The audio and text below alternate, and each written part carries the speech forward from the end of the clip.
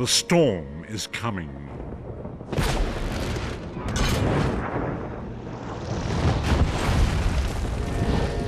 The scent of war swirls in the air.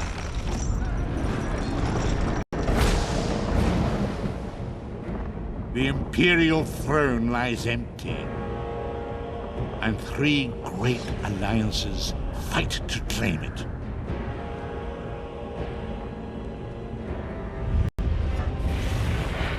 Evil awakens. A long-vanished foe stirs.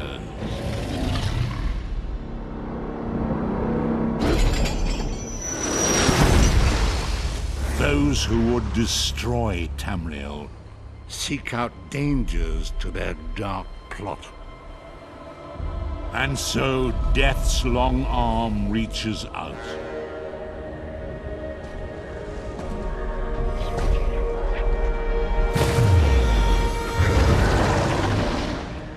It is the 582nd year of the Second Era.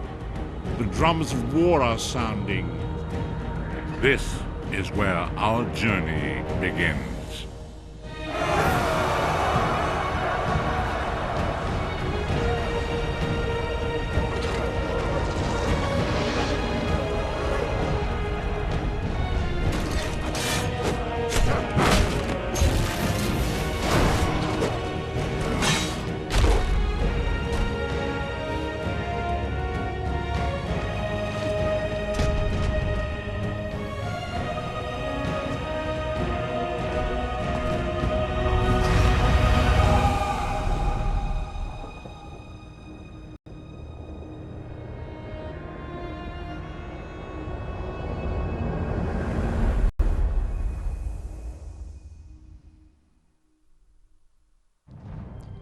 Now I'm all for gender equality and everything like that, but did anyone else notice in that opening cinematic that a grown man kneed a grown woman in the face? That's just unchivalrous. Anyways, hey there all you handsome bastards and classy ladies, and welcome to the Elder Scrolls Online Tamriel Unlimited, the PlayStation 4 edition. Now, this isn't necessarily going to be a new series. I mean, if it does turn out that there's quite a lot of demand, that people want to see more of this, and absolutely, I'll upload it. Maybe not necessarily as a walkthrough series, or, you know, like a complete series, which is, let's face it, is rare for me anyway. But, I'll be more than happy to keep uploading regular videos every so often, just of random bits and pieces that I'm doing. But really, I just wanted to show it off. You see, I wasn't actually going to buy this game, mainly because I can never justify buying an MMO anymore, or, you know, MMORPGs is the longest acronym ever. I can never justify the expense because most of them come with monthly subscriptions, and I never get to play them nearly as much as I'd like to warrant actually paying monthly subscription fees. So I've only ever really played World of Warcraft back in the day, years ago, like pre-Lich King expansion era. I used to play World of Warcraft, and that was kind of the last MMO that I played. I played a little bit of Final Fantasy XIV, A Realm Reborn, which is a great game, but again, online subscription fee and all this kind of stuff, and I wasn't getting enough playtime out of it to warrant the expense. That said, what made me buy this game is the fact that Bethesda Softworks have wisely gotten rid of the monthly subscription fee. So all you do is you just buy the game, and that's it. It's yours. You have all of the features all of the time from that point on, with no extra cost. So once I found that out, I was like, you know what? I'll buy it. I'm okay with that. I can justify the expense because, you know, it's only going to cost me a one-off expense. So do sit back, relax, throw your feet up, enjoy this video. What I'm going to do is, I've got a character created already who I created last night called Yorin Cade. Yorin because he's got an eye patch, and that made me think of Yorin Greyjoy from A Song of Ice and Fire, from those books. And Cade because, I don't know why, but I really like Cade as a last name. So yeah, there you go. And I didn't want to call him Yorin Greyjoy. I'm actually going to create a new character in a moment though, just so that I can show you the start of the game. We're going to go through the character creation. I'm going to show that off a little bit. If you'd rather skip ahead of that, fair enough, go for it. For those of you who don't know me, my name is Christian. I'm partnered with TGN, and I just upload gameplay videos. I do live commentary, so if you don't want that, then absolutely understandable, fair enough, go find a no commentary walkthrough series. I completely understand and appreciate that. What I would ask though is, don't waste your time leaving a comment saying, oh, don't do the commentary, because that's what I do, and more people tend to like it than people tend to dislike it. So it's feedback that will never be acted on. But I do understand if you want to go find another YouTube channel, absolutely, I understand completely.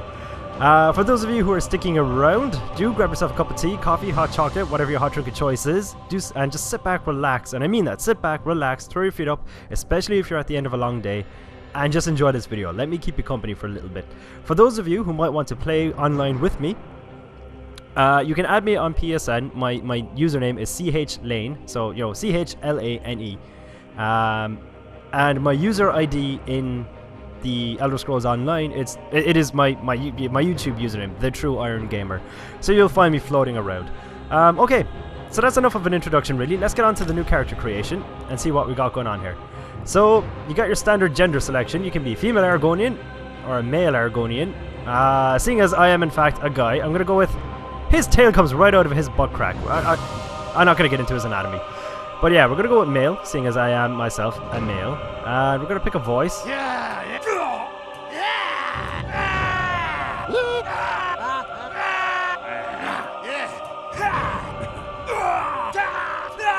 Yeah, I think that one's gonna do.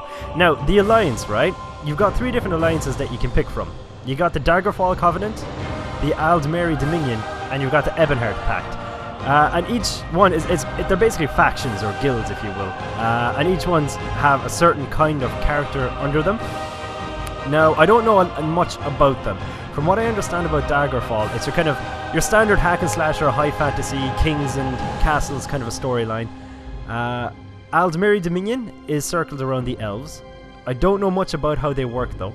And then you have the Ebonheart Pact. Now, I only have a very general overview of each one, but I like the sound of Ebonheart Pact the most because from what I understand, their quests are all like, you know, light puzzles and there's meant to be a good bit of variation and all that kind of stuff in it. So we're going to go with Ebonheart.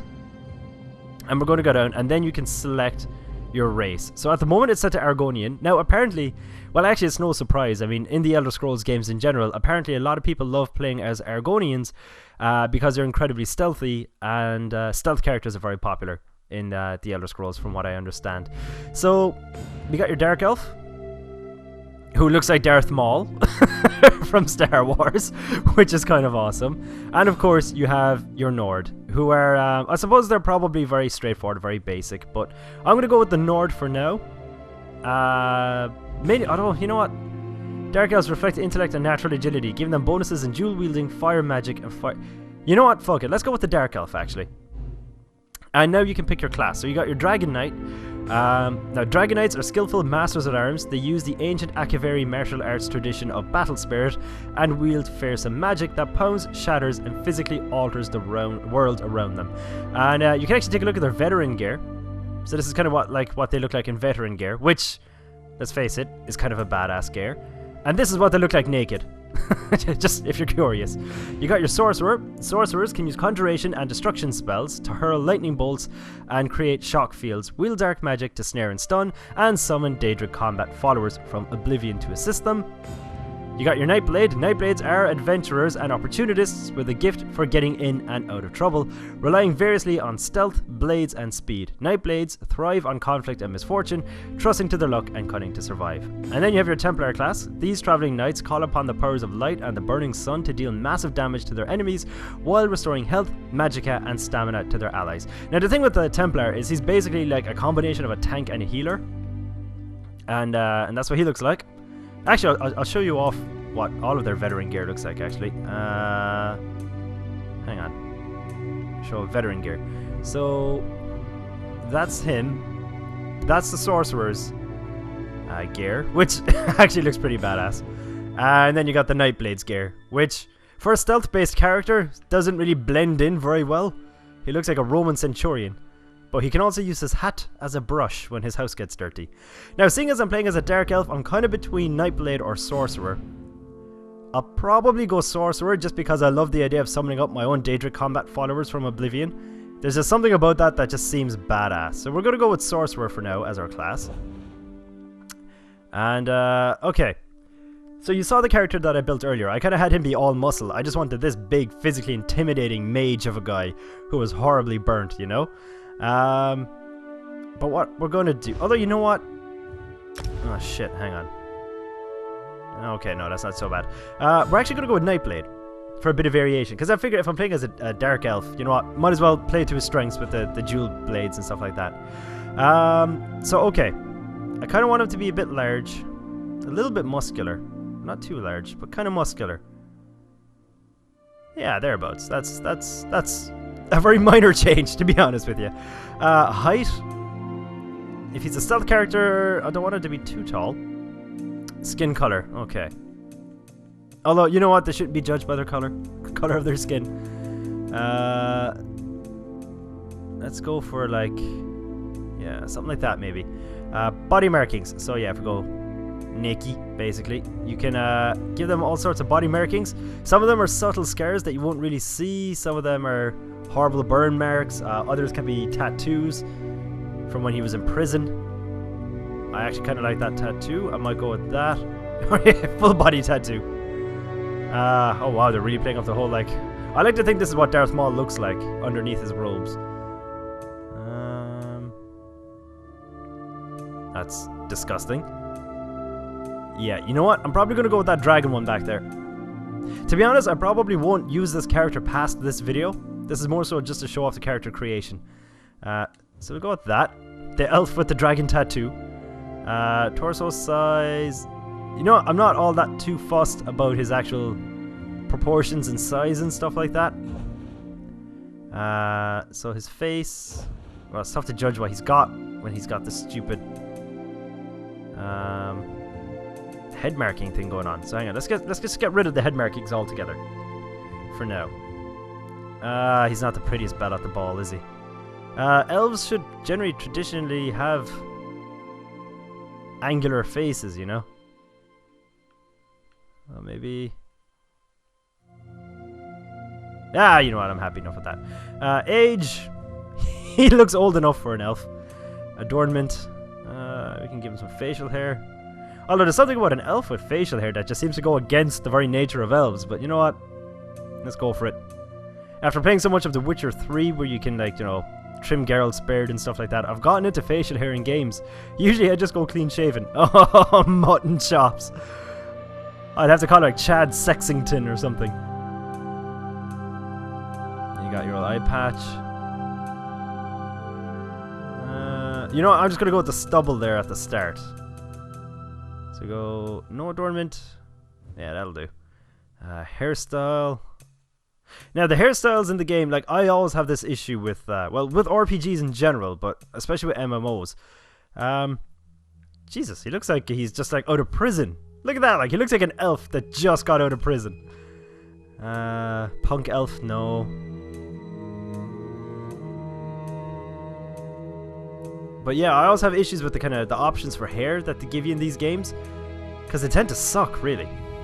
I thought that was like the Geralt of Rivia look. A Witcher class would be awesome. You could kind of get something along the lines of Geralt. Okay, we're just going to stick with the regular hairstyle that he had at the start. It does the trick just fine, you know? Which one was it again? Yeah, we're getting there now. Yeah, he'll do. We'll just mess around with the color or something, I don't know. Raven black hair. I suppose that probably works with the character. But yeah, I'm going to be using that guy Yorin Cade. He's going to be my main character. He's a sorcerer class. He's going to be the main guy that I use. So this is just kind of to show things off. You can do your cheekbone size, height, jaw size, all that kind of stuff. Well, actually, I'm fairly happy with how he looks right now. Might change his eye color though.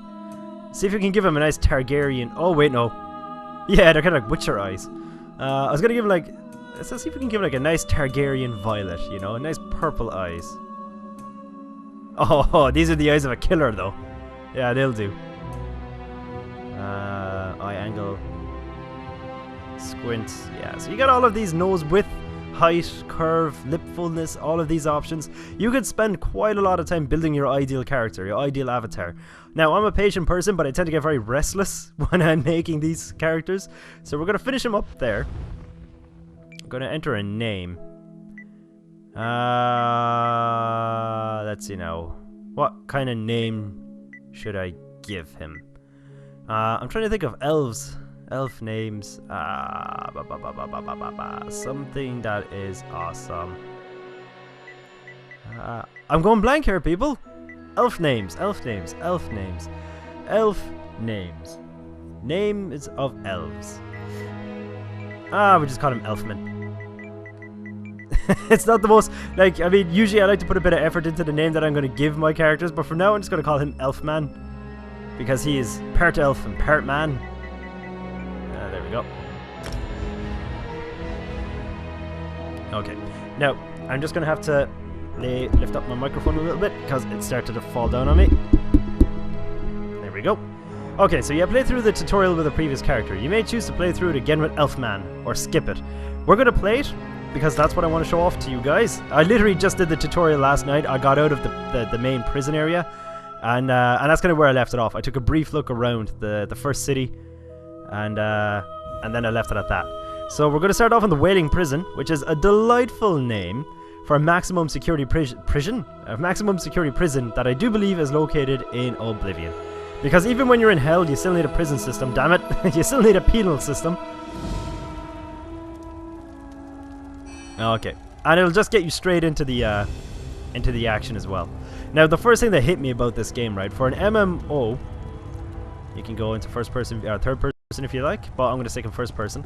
But for a first person, not first person, for an MMO RPG, I'm used to, you know, having the character slide. You know, like if you run and you take your finger off, they'll just kind of slide a bit. And it's almost like you're not in the world, you're just sort of gliding along it. I'm used to that kind of a feeling. But I have to say, the controls in this game, even though he's got a funny walk, the controls in this game are very, very slick, very sticky, very solid, which is a good thing. So we're gonna walk up here. Hello there. Are you all right? I'm just peachy, thank you. The name's Lyris.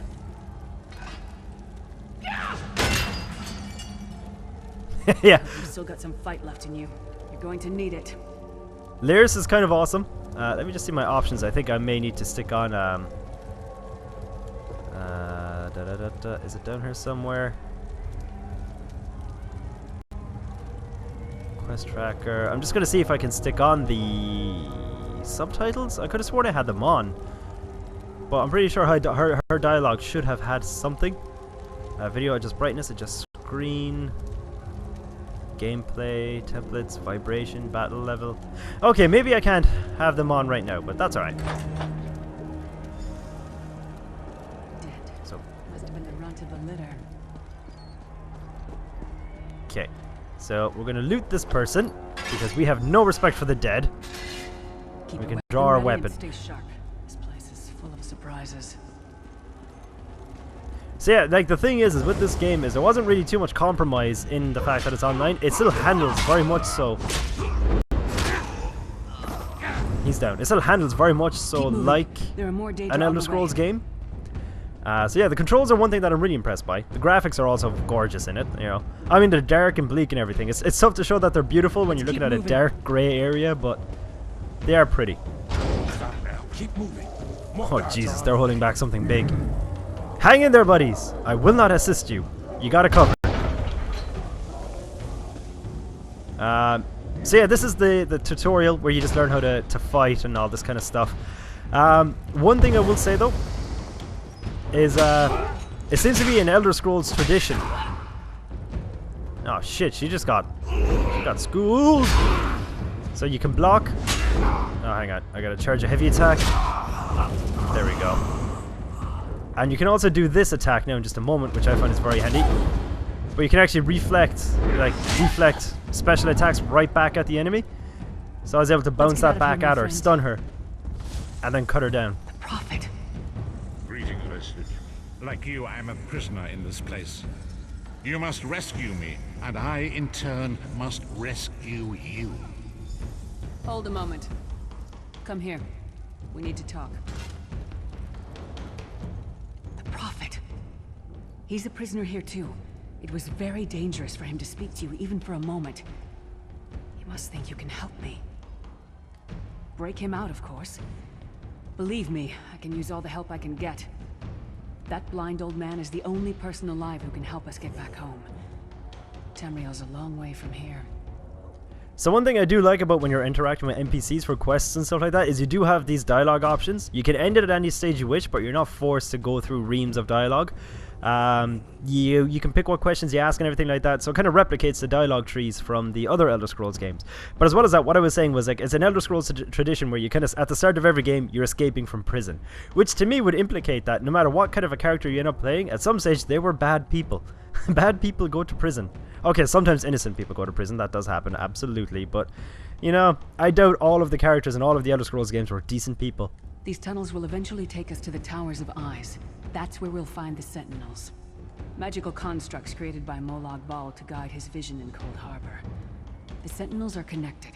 If we destroy one, the others will be blinded. With any luck, that will buy us the time we need to free the Prophet. I've no idea. Brute force? We'll find a way. We have to. Be ready for anything. I doubt Molag Bal left the Sentinels unguarded. I'm sure you do, and I'll answer them as best I can. He's a strange one, no doubt about it, but he's the wisest man I've ever met. He sees things, the past, the future. That was a very vague answer. I wanted specifics, woman. Who is he? Where's he from? What are his hobbies? You're obviously not in Tamriel anymore. Think of the most miserable, depressing place you've ever been in your life. That's paradise compared to Cold Harbor. And to top it off, well, there's no easy way to say it. You're dead. But I feel fine. I don't know. Once we rescue the Prophet, he can tell you about the gods and the ways of Oblivion. I don't understand any of it myself. A man named Menemarco. His worm cult is doing some kind of ritual back in Tamriel. They sacrificed you and everyone in this prison to the Daedric Prince Molag Bal. After you died, whatever was left showed up here. They call you the Soul Shriven. Every time I join a cult in life, they end up sacrificing me to some dark god. You put your trust in people, and then they murder you. It means you're a slave and you'll spend the rest of eternity here in Cold Harbor, working under the lash of the Daedra. Unless, of course, you come with me. I don't know, the Daedra seem kind of awesome. Maybe they'll accept me as one of their own. No, I wasn't sacrificed.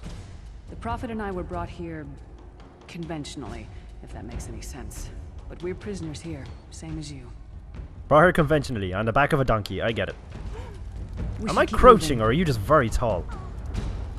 Did I make my guy really small? I made him really small, didn't I? Look at him, he's dwarfed by the sword on his back. It's a Cloud Strife. I saw this person over Lyris's shoulder when I was talking to her. I was like, hey buddy, are you okay? Are you alright? Nah, he's seen better days. Alright, on with the quest then. We gotta go get this Mr. Prophet. But yeah, I gotta say, I'm very impressed with the, oh dear. Ouch. Alright, let's dance. I'm just gonna get behind her. And, there we go.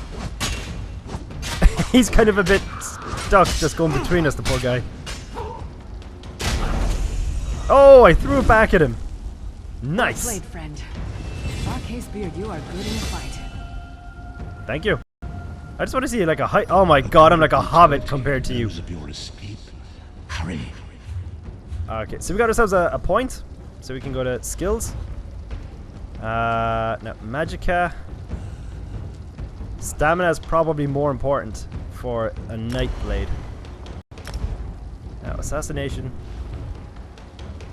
So we can purchase ourselves an upgrade if we like. Assassin's Blade. Thrust a magic blade with lethal precision to stab an enemy for 163 magic hit damage. Causes 300% more damage to low health targets. Shadow is another tree. Cloak yourself in a shadow to become invisible for 2.5 seconds. 2.5 doesn't seem like much.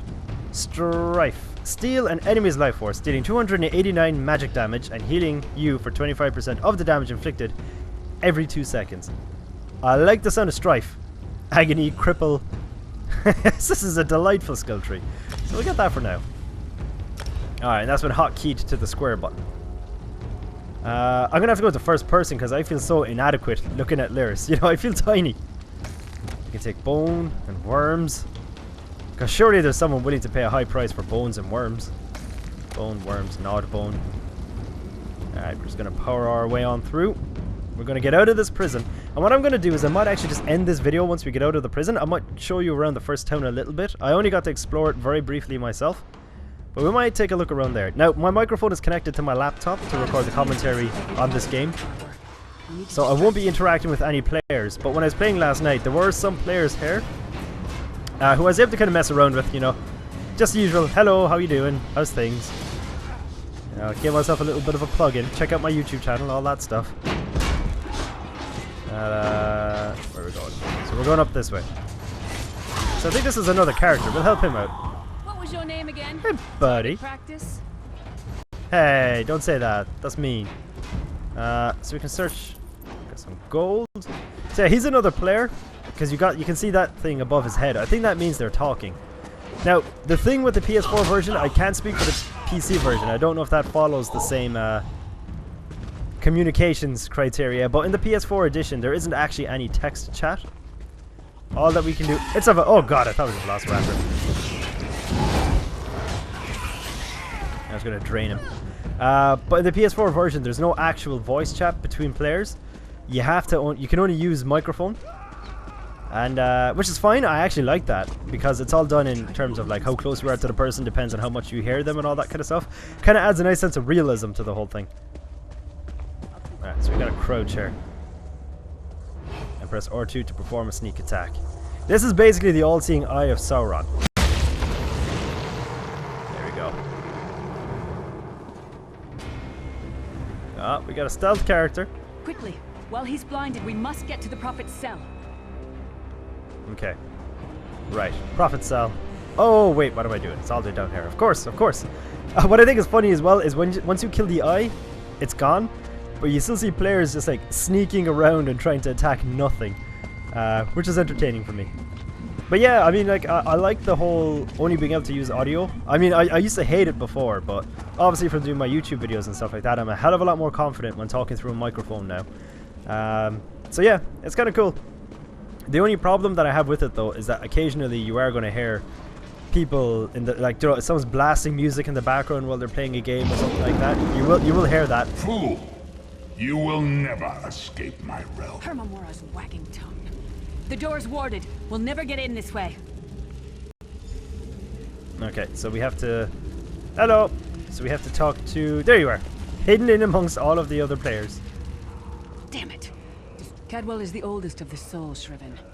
After years of torment, Soul Shriven usually go insane and turn feral. But not Cadwell. He was already insane before he left Tamriel. Mad as a box of frogs, but completely harmless. You'll see. I like this guy already. Cadwell sees things as he wishes them to be. To him, Cold Harbor is a wondrous place. It's his home. And he knows it like the back of his hand. He's usually down by the river. Let's go find him. I mean, don't get me wrong, Cold Harbor has a certain aesthetic charm to it, you know? I've probably been in worse places. There are neighborhoods around where I live that are worse than this. One fine day in the middle of the night, he is insane. And he's playing a lute. I can respect a man who, while sitting in hell, plays on a lute. Hello, what's this? Out for a stroll then? Lovely day for it. I love how quintessentially British this guy is. Sir Cadwell, yes, indeed, a pleasure. And fair Lyris, good to see you, my dear. How are you then? Oh dear, well that is inconvenient, isn't it? Tell you what, I happen to know another way in. Much more of a scenic route. Rather a fun little jaunt actually, full of traps and corpses and nasty beasties filling up the bits in between. Rather cautiously, I expect. Watch your step. Hold your nose, and do mind the traps. There'll like as not be a fair dose of running and skull bashing as well. That is almost as helpful as the piece of advice you get given in the first Portal game, where GLaDOS is like, for example, the floor here will kill you. Try to avoid it. Follow the river. You'll find the door to the Undercroft at the water's end. Once you're inside, stick to the light, and you'll find a ladder that will take you right up to the Prophet straight away. Do give him my best. Best of luck. Do check in now and again, won't you? Well, there's not much to tell, is there? It's the same old pish-tosh, gallant knight, epic quests, rescued maidens. I came to this land when my head was quite unceremoniously separated from my body. Bad luck that, but you make the best of things. I love this guy's upbeat, optimistic attitude. I really do. Oh, Oh, quite a long time. In fact, I wouldn't be a bit surprised if I was the oldest of the soul shriven. Of those who didn't go feral, that is. I know every tunnel and path, every nook and cranny. The others look up to me, I suppose. Ah, Lyris, girl's as mad as sheer Gorus jammies. Heart's in the right place, I suppose. Says she's got to rescue the Prophet to save us all from eternal torment. How an old blind man could do that is quite beyond me. An imperial gentleman. Apparently he was once a powerful mage, but the years haven't been kind. Lyris says he knows of a path back to Tamriel. I rather think that if one existed, I'd have found it by now. I hadn't actually given it much thought. Anything's possible, I suppose. Truth is, I've been here so long, this place feels like home. But a good uprising now and again is a pleasant diversion, so where's the harm, eh? Okay, that's pretty much all of his dialogue options exhausted, so we're gonna carry on down this way. This undercroft is a delightful place. It probably means it's a death trap. You better be careful. The word Croft just made me think of two things. Lara Croft and the guy Croft from Telltale Games and Game of Thrones, which I have been meaning to bring to my channel. It's just really tricky. I've recorded a good chunk of it before. And is this a player looking at a map? That is a nice little detail. Yeah, it really is. The sooner you get that door open, the sooner we can get out of here. Okay. So you depress the pin.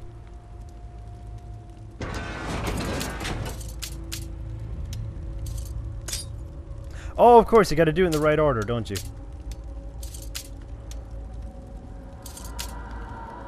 I think? Ah, fuck it. There we go. Good old force lock button, huh? 100% success.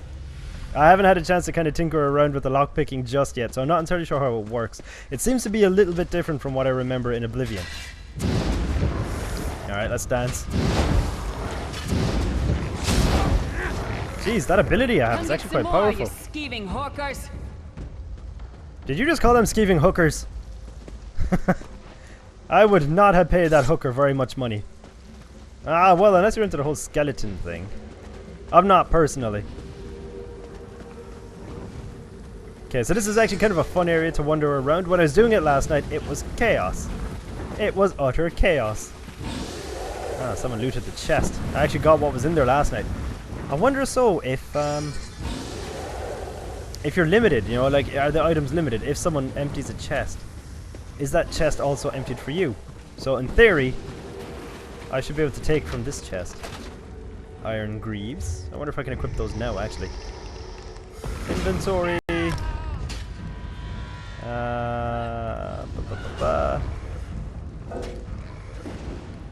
It's a level 2. Oh, I'm only level 1. Alright. Oh, sorry. Here you were fighting the poor forces of evil, and there I was trying to put on new pants. Who's attacking? Oh, you're just a person. He's also a midget. Look at him, he's tiny. And I thought, you know what? You make me feel good about myself. Oh, look at Lyris, like, she's a fucking giant compared to me. This is a relationship that wouldn't work. I couldn't be seen holding your hand in public. I'm sorry, Lyris. It's not me, it's you. Well, actually, it's not you, it's me. And my incredibly tiny size. Poor skeleton imprisoned. But yeah, if you're ever looking to... Oh! I just got grounded and pounded. Grounded and or pounded. Got a recipe for some ale, though. Sprint through this! Now, what way did I run when I was playing this again? Iron greatsword. So, we gotta go down this way. Oh, yes, of course. Yeah, we go down around this way. Yeah. I forgot about this guy. Your standard zombie. And just power up an attack. Ah, there we go. Had a case of rabies, I'm guessing. Now, as a sorcerer, when I got to this stage, I was able to summon up my own Daedra last night. And it's a nice feeling when you summon... Why was the skeleton folding his arms? I don't get it. You know, he was almost like swinging his sword around threateningly and then just folded his arms like, yep. I intimidated the shit out of them. He was a skeleton, for fuck's sake. He just meant to skulk around all threateningly and stuff. staff. Now, what I like about this game is you're not in any way limited on what weapons and equipment you can use. God of self-punishment. Terrible joke, but I can respect it. So, like, even if you play as a mage, you can still go around wearing heavy armor, use a big two-handed battle axe. You can literally use whatever you damn well please. A little double fire right there, which is a very nice feature. Prophet cell. I'm actually just going to adjust my microphone one last time before we get into this. The Prophet's cage should be just ahead. Quickly now, we haven't much time.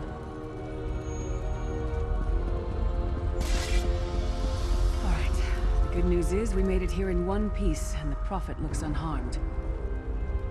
Now the bad news. It's going to be up to you to keep him safe and get him back to Tamriel. I'm not going with you.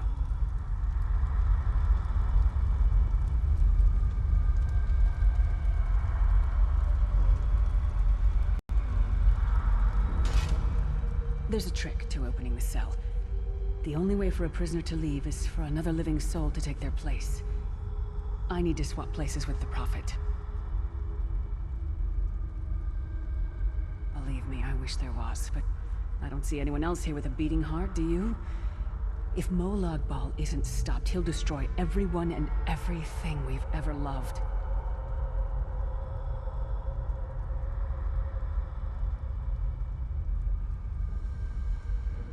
Once it's done, get moving. The Prophet will know where to go, but he'll need your eyes and your protection.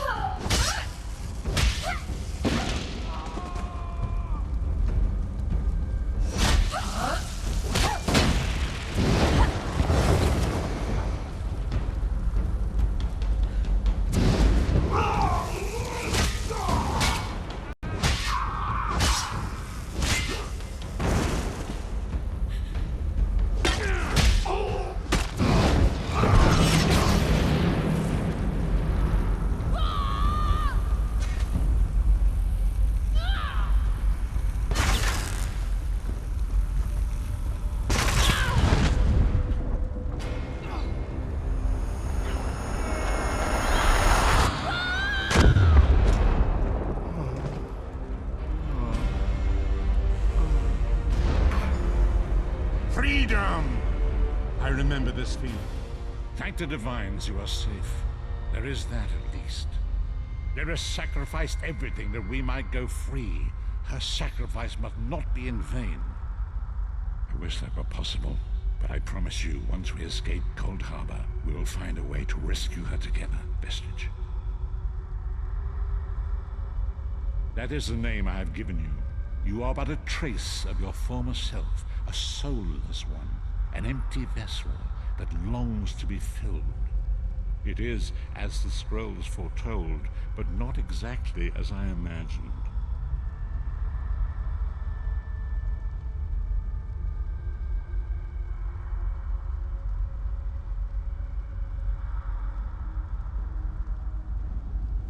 That is what I've come to be called. My true name is lost even to me. Years of torment have taken their toll. Quickly now, we must make haste to the anchor. The anchors are Daedric machines of the darkest magic. Their chains bind our world and pull it towards Cold Harbor. I can use one of these anchors to return us to Tamriel, but you must lead me to it. Up the stairs, quickly! We must get to the anchor mooring.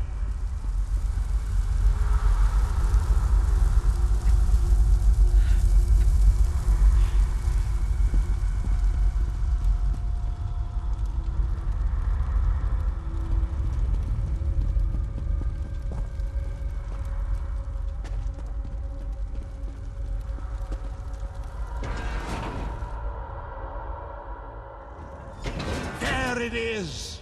The dark anchor mooring.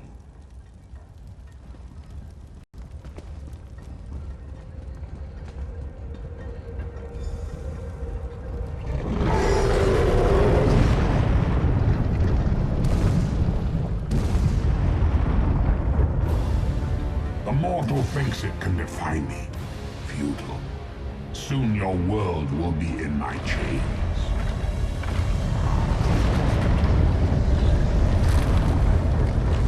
Come, I will protect you.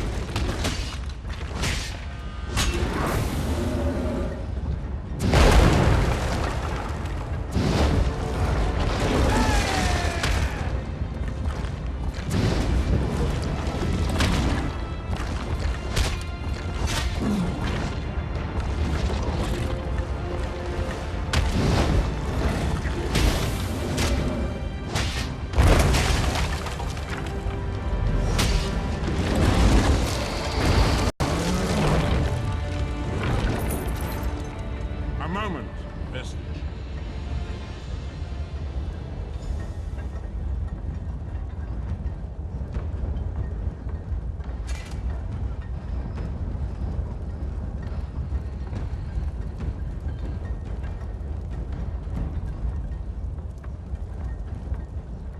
The Dark Anchor's portal is high above us. I will prepare a spell to lift us to it.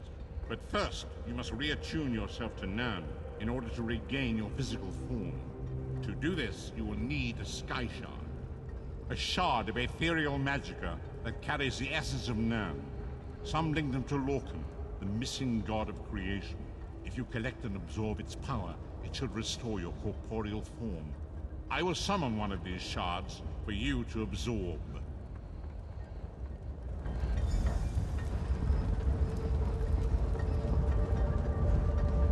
Shard of Aetherius, fall upon us now and anoint us with your blessing.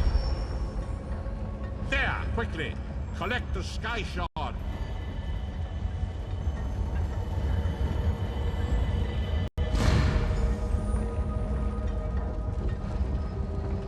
Great Akatosh, dragon god of time, I require your strength. Let the way be opened. Let these wandering souls return home. Let the will of Molag Bal be denied. Hurry! We must go now!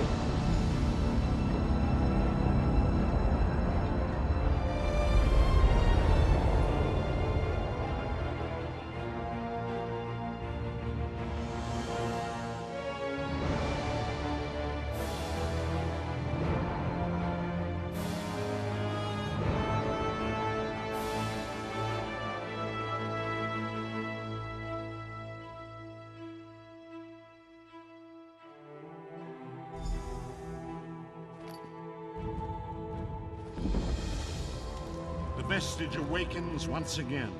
Come here. We must speak.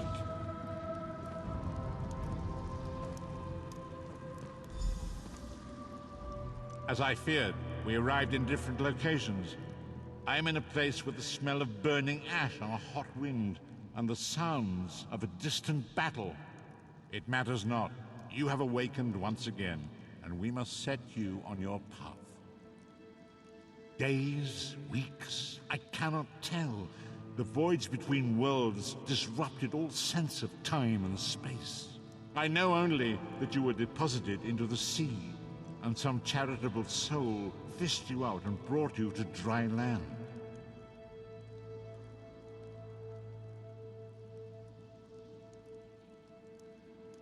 I'm afraid you will have to decide that for yourself. I must focus on searching for a way to repay Lyris's bold sacrifice. I cannot simply abandon her to the wrath of Molag Bal. I cannot foresee that, not yet. But we will meet again. There is still much we need to accomplish. Be wary, Vestige. Our very plane of existence is in peril. The threat of Molag Bal looms across all Tamriel, and chaos spreads in its shadow. Danger roams the land and will assume many forms. Do not let it catch you off guard. You must find your own path. But perhaps there is a reason for the place in which you find yourself. Explore, search for a cause to lend your hand. Join with others. You might even seek out those who rescued you from the sea. The choice is yours. Indeed, I sense that even now, there are good people near you who face grave danger. They need your assistance, should you be willing to give it. To thwart the will of Molag Bal, we must skirmish with evil wherever it rears its head. We do not face these troubled times alone. Many shall rise up to fight this tide of darkness. Wherever you go, you will encounter others who share your courage and valor. Help them if you can, and enlist their aid if you have need of it. I know only that you washed up on a cold beach on a remote island. You have since been transported to a large city. Head toward the city docks. There you will find someone who knows the island from whence you came and how you might return there.